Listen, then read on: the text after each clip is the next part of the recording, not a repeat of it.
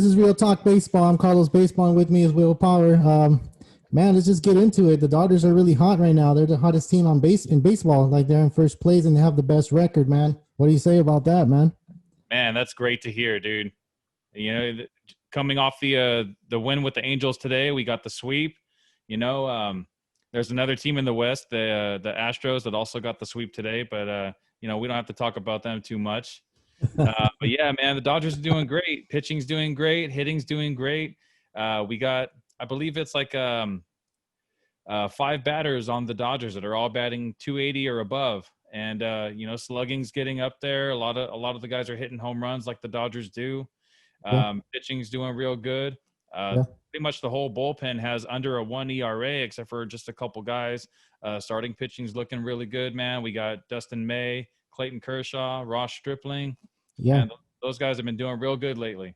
You know what? The crazy part about that team too is that the bench is actually producing too, man. It's like whoever Dave Roberts puts out there, they produce, and that's something difficult for every team to do because they have to have their starters in there to have a good game. But not the Dodgers. The Dodgers have a different squad every day, Yeah. and they're all producing. You have Kike playing off and on. He's been playing consistently, but today he had the day off, and Rios got hurt, so he had to come in to play. And he stepped up, and I think he got a hit. So it's like every day there's a different player. But one player that sticks out in my mind right now is Mookie Betts, man. Mookie Betts Bet, is on legit. it. Mookie Yeah, Bet.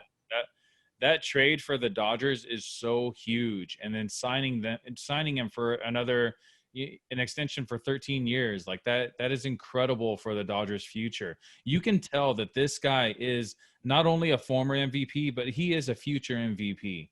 yeah, He is what every player strives to be. Every position player strives to be. He's yeah. batting over 300. He's I believe he's leading the National League in home runs now. I think he just passed Tatis.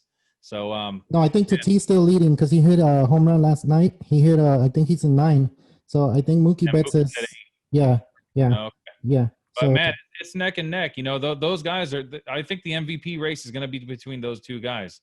If they both stay healthy, it's going to be a grueling battle. yeah, man. Yeah, and you know what? It's pretty amazing to see him play. I was talking to one of my friends yesterday. He was saying that he was watching Mookie Betts when he was with Boston. I don't remember him playing with Boston. I will see his highlights and things like that on TV, but now that I actually see the games and see him play, he's really talented. He even has an arm out there. I didn't even think he had an arm. And Yeah. now like I see him playing every day when I see the games, it's like, wow, he's amazing. He's an amazing player. And now I can see why they gave him that big contract because he is like, he's an amazing player, not only on the field, but off the field. Like you can tell when he goes to first base, he talks to everybody. Even when they were playing the Astros, you know how it kind of felt like there was tension and between the both teams. He was on base and talking to them compared to the rest of the team. The rest of the Dodger team didn't even talk to the Astros, but Mookie Betts did. And that's a good attitude to have on the clubhouse because if you're humble and you're gonna make the rest of the team humble, and that's something really cool to have. That's good for the Dodgers, man. Really good. And then they're in first place by themselves now. The Rockies started off really hot, and they're not slowly dying down. I'm just saying, it's probably catching up to them. They probably started too fast, and now they're kind of slowing down, like the Padres as well. And the Diamondbacks, they just swept the Padres too. So I think the West, the National League West, it's more. I think it's a little bit better than the rest of the other divisions. Yeah, definitely. I mean, the National League West with the Colorado effect, with the home runs that field just produces, it's really hard on pitchers, So all the National League West teams that go and play against Colorado, a lot of times, they'll get lit up. They'll serve up, 3 or 4 home runs in a game, Yeah. and it's not the easiest ballpark to pitch in just because of the thin air. And the Diamondbacks, for some reason, they always kind of pull something out of their hats, and they always got something special to give to the game. You look at the lineup, and there's a few guys on the lineup that look really good, and a couple pitchers that on paper they look real good. But the whole team, like I think Tony Lavulo does a really good job down there. Yeah. I agree, and let's not leave off the AL West. You know, the Oakland A's, they're playing good baseball too, Yeah, and I mean the we're at whole first place, right? yeah, first place. So we picked the Astros to win the division. It doesn't look like that right now. Doesn't look good. No, but you know, it's a good team. It's a good team out there in Oakland. So since we're talking about the teams right now, and you know, trying to get the teams going and everything, what do you think about the trading deadline, man? You know how it's coming, and there's only what 30 games. No, we're not even 30 games. It's probably going to be like 25 or 24 games after the trading deadline. So are you willing to risk a player just for those 24 games? What do you think about that, man? It really depends on the contract of the player. You know, if he's going to be with the team for maybe another season or two, then a trade definitely seems like it actually might be worth it. Now, because there's only, you know, going to be another 25 games after the trade deadline's over, it's a little hard to get a rental for, you know, the price that they're asking for. Yeah, Um, you yeah, know, there's a couple players on different teams that this is their last year on their contract, and if they decide to, if their team decides to trade them to a possible contender, um, you know, they're only going to get them for about a month, yeah. and That's depending on their asking price, if they want a couple top prospects, or you know, a veteran in the clubhouse that swings hard, or you know, something like that, it's it's a little hard to make that decision as the owner, you know, going for those trades. yeah, and it's kind of hard. We were talking about this earlier, and remember I said that what if you do a trade within the West Coast team and the East Coast team? What's going to happen between those players? Are they going to go into quarantine? Because remember, those players haven't been together, and there's no teams from the West that's playing any teams from the East. So are those players going to have to stay in quarantine for 14 days and then be able to play with the team? So that's something that hasn't been discussed in MLB, I believe. So I wonder how that's going to happen if it does happen, or maybe they cancel the trading deadline because of it. And of course, like you just said, are the teams are actually going to pull the trigger to make these trades because you're only going to have them for less than a month, maybe, you know, on your team, and you have to really think about what you really want for your team at that point, and if it's even necessary to do it, because we only have a 60 game season, like we already discussed in the other podcast, but having a player for less than 20 games, or let's say 24 games, 25 games, it you really got to think about. And general managers have a big job to do this when it comes up, and it's trading deadlines on August 31st, right? Yeah, Yeah, so it's that's gonna coming up be quick. yeah, it's gonna be crazy, and hopefully, if it does happen, we'll have a podcast on all the trades that happen for all the teams, and you know, just stay listen to us. Hopefully, we can go ahead and provide all the trades for you, and there's some. I know there's gonna be some fantasy ones out there. You know, there's some teams that actually need some help, and with one key player, they can actually make a big time difference. And if we can go ahead and you know, find those little details for our listeners, we will go ahead and do that, because I think that's a really fun topic, right, Will? Yeah, man. I mean, you got to think about, you know, all these teams that there's, like me and you were talking about earlier. There's so many guys that are on the IL right now. You know, just a couple weeks ago that I posted on our Instagram, I posted the video of Mike Soroka when he was trying to, you know, field the ball, or he was trying to like go to first base to make a play. Braves were going for the double play, and you know, as he was going to cover first, he just fell to the ground after taking just one step off the mound, and it turned out that he tore his Achilles. You know, Yeah, that's a huge hit for the Braves that we picked to win the division. yeah, You know, and if the Braves are really trying to go for it this year, if they really think they have a chance to go to the World Series and possibly win it, they're going to need to replace that guy. You know, they're going to need to replace Mike Soroka. He's a great pitcher, and you know they're going to have to branch out to other teams now.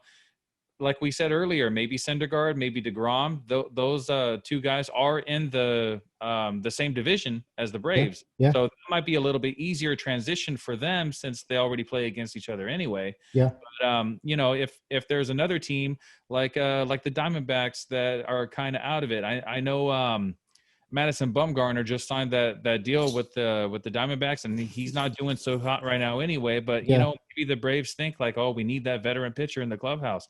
So if they do make a trade for some guy like that, and then he comes over, I don't know what they're going to have to do with the quarantine. Is it just like, if he tests negative, is he going to be okay to just go ahead and go in the new clubhouse? Yeah. Or I don't know if there's going to be a waiting period, Yeah. like the whole reason why all the divisions are only playing against each other, the AL and NL Central, the AL and NL East, and the AL and NL West, is because they want to, keep the interactions to a minimum. Yeah. You see the same players multiple times instead of everyone rotating like it usually does in a 162 game season. Yeah. They're trying to limit the amount of hands that touch the ball. They're trying to eliminate the number of guys just kind of facing each other, So I don't know, man. It's gonna be crazy, man, because what you just said, it makes a lot of sense. It's gonna just go down to the wire. Are you gonna really make the deal? Are you gonna do you really want them just for that rental time of 20, like we said, the amount of games? Yeah, and you said Syndergaard and DeGrom, like the Padres could use something like that too. I feel like the Padres could be one of those teams that just get that one key pitcher and they're set. Like they got a young talent down there, and I think they have a good team. It's just they need that one pitcher. I feel that they can go and get them over that hump, and if they go ahead and get DeGrom or Syndergaard, man, that'll be a great team to try to beat in the future. Even if this year it doesn't happen, they should try to get some big pitcher because they do need a big presence there. They do need a veteran presence and someone to lead them, to lead that pitching staff. Their Yeah. best pitcher, the sheriff, blanking on his name, the sheriff from the Padres. He's a great pitcher. He's not doing so good right now. Usually in the beginning of the season, he starts off really good and then he kind of dies off towards the end. He was a rookie just a couple of years ago. Yeah, Paddock.